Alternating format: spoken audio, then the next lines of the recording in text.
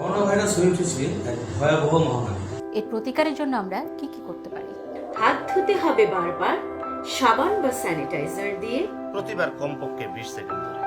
অপরিষ্কার হাত দিয়ে ধরলে নাক, চোখ, মুখ তবে কিন্তু ধরে ফেলবে তোমার দোষ। হাঁচি কাশির সময় মুখ ঢাকো দিয়ে টিস্যু বা রুমাল। তাও যদি না থাকে তবে কনুই দিয়ে দাও সামাল।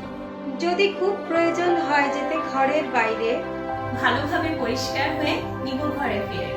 আক্রান্ত ব্যক্তি থেকে থাকতে হবে নিরাপদ দূরত্বে। সেটি অবশ্যই 3 ফিট হতে হবে। বাসাবাড়ি সবসময় রাখতে হবে পরিষ্কার। কমন সারফেসগুলো জীবাণুনাশক দিয়ে মুছতে হবে বারবার। রান্না করার আগে সবকিছু ভালোভাবে ধুয়ে নিন। পর্যাপ্ত পরিমাণের পানি পান করুন আর রোগ প্রতিরোধ ক্ষমতা বাড়ায় এমন খাবার অল্প অল্প করে খাই সারাদিন। সচেতন থাকি, ঘরে থাকি আর আশেপাশে সবাইকে সুস্থ রাখি।